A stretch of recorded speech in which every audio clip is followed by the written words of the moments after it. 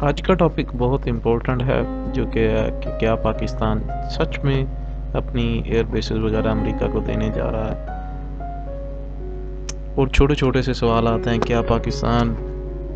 چین، روس اور ایران کو ناراض کرے گا؟ کیا پاکستان نہ چاہتے ہوئے بھی امریکی گیم میں شامل ہوگا؟ کیا پاکستان اب طالبانوں کے ساتھ بھی ناراضگی مول لے گا؟ کیا نصیر آباد میں لی جانے والی جگہ جس پر ایئر بیس بنائی جائے گی وہ بھی اسی لیے لی جا رہی ہے کہ وہ امریکہ کو بعد میں تیار کرنے کے بعد دی جا سکے؟ ان سب سوالات کے جوابات آپ کو اس ویڈیو میں ملیں گے، ہمارے ساتھ رہیے۔ پاکستان اور امریکہ کا ملٹری تعاون کوئی ٹھکی چھپی بات نہیں ہے۔ سن 2000 سے لے کر اب تک پاکستان افغانستان کے لیے نیٹو سپلائی کے لیے لائف لائن کا کردار ادا کرتا رہا ہے۔ اس کے تعاون کے بغیر افغانستان میں فوجی آپریشن اتنا مہنگا ہوتا کہ امریکہ کی کمر ٹوٹ جاتی۔ طالبان اور امریکہ میں ہونے والے معاہدے کے تحت امریکہ کو اسی سال کے آخر میں اپنی فوجیں نکالنا ہے اور افغانستان میں دخل اندازی بھی بند کرنا ہے، جس کے بعد طالبان افغانستان کی دوسری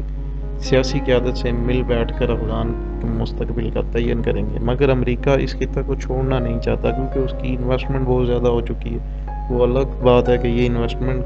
افغانستان کی ترقی کے لیے نہیں ہوئی بلکہ بربادی کے لیے ہوئی ہے، اور جس کا عام افغانیوں کو کسی قسم کا کوئی فائدہ نہیں ہوا۔ جہاں تک ایئر بیس دینے کی بات ہے، اسے دفتر خارجہ اور وزیر خارجہ شاہ محمود قریشی صاحب خود رد کر چکے ہیں۔ ان کا کہنا تھا کہ پاکستان کسی بھی ملک کو اپنی ایئر بیس نہیں دے گا، جبکہ فوجی تعاون کی بات ہے جو یہ پاکستان سن 2000 سے کرتا آ رہا ہے، اور یہ کوئی نئی بات نہیں ہے، اور ان کی اس بات میں وزن بھی ہے۔ جبکہ انٹرنیشنل میڈیا کے مطابق پاکستان بلوچستان کے علاقہ نصیر آباد میں ایک نئی ایئر بیس بنا رہا ہے جو کہ بعد میں امریکہ کے زیر استعمال رہے گی، جبکہ پاکستانی پالیسی ساز اس بات کی تردید کرتے ہیں۔ ان کا کہنا ہے کہ پاکستان کو بلوچ علیحدگی پسندوں کے خلاف ان کے علاقوں میں ایئر بیس چاہیے تاکہ جو بلوچ علیحدگی پسند پہاڑوں میں چھپ کر بیٹھ جاتے ہیں اور پاکستان مخالف کارروائیاں کرتے ہیں، ان کے خلاف ایک مضبوط ایکشن لیا جا سکے۔ اور یہی بات مشہور دفاعی تجزیہ نگار جنرل ریٹائرڈ شعیب امجد صاحب بھی کر چکے ہیں۔ جبکہ ایک اور رپورٹ کے مطابق جو کہ بی بی سی کو پاکستان ایئر فورس کے ایک آفیسر نے دی ہے، اس کا کہنا ہے کہ ان علاقوں کی زمین بنجر ہے جس کی وجہ سے آمدنی کے ذرائع محدود ہیں اور احساس محرومی لوگوں میں بڑھ رہا ہے، جس کی وجہ سے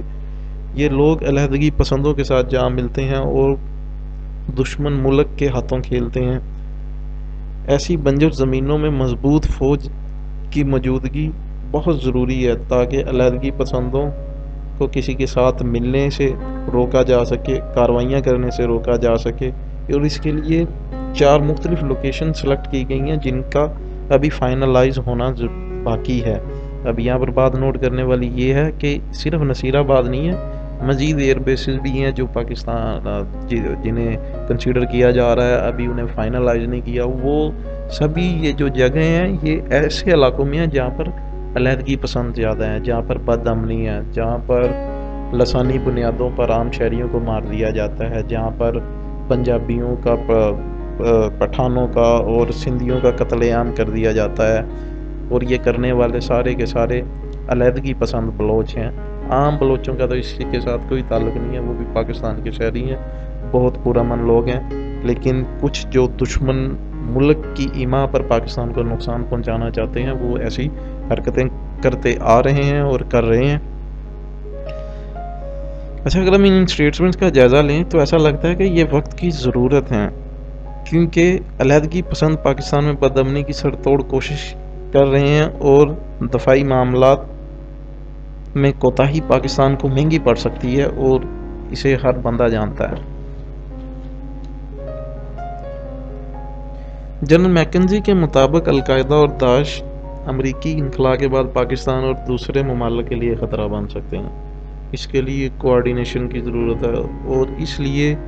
دوحہ کانفرنس میں پاکستان سے ایئر بیس مانگی گئی تھی، جس سے پاکستان نے انکار کیا اور کہا کہ پاکستان مزید کسی کی جنگ میں کودنا نہیں چاہتا، ہم پہلے ہی بہت نقصان اٹھا چکے ہیں یہ 9/11 کے بعد امریکہ کی جنگ میں افغانستان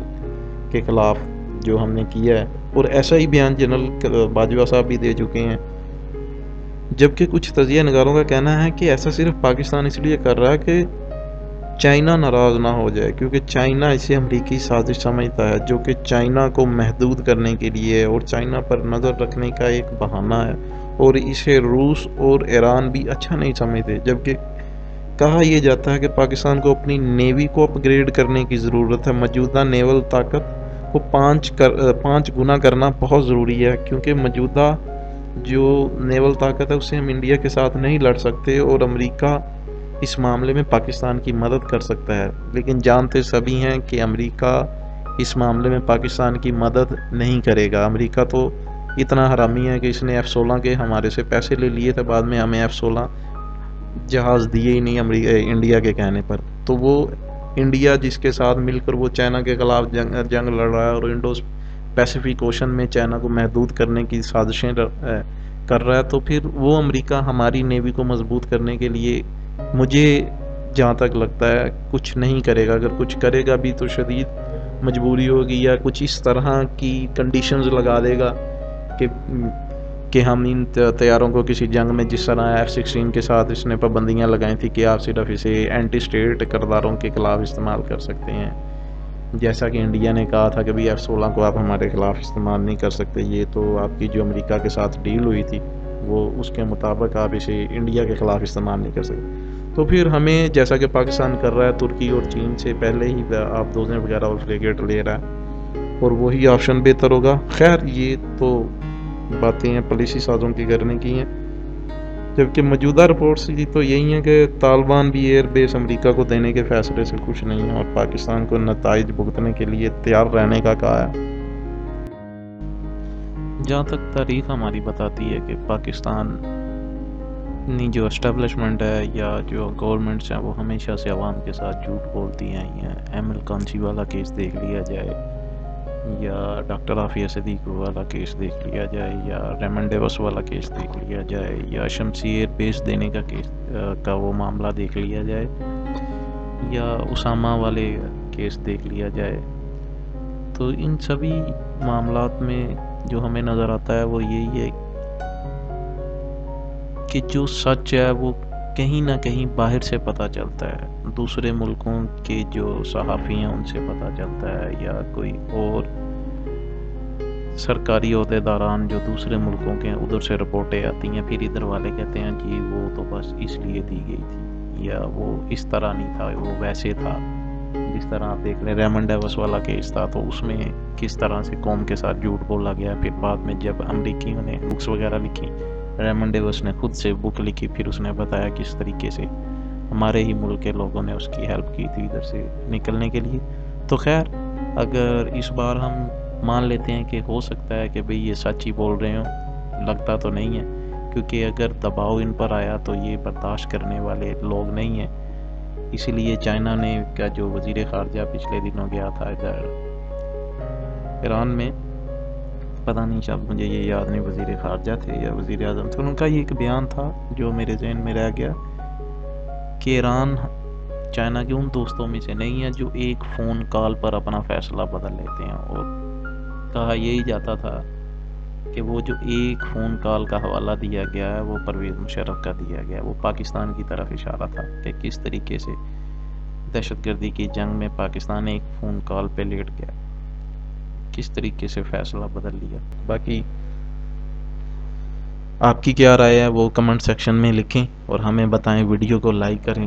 ہمارے چینل کو سبسکرائب کریں اور کمنٹ کریں۔ اللہ حافظ۔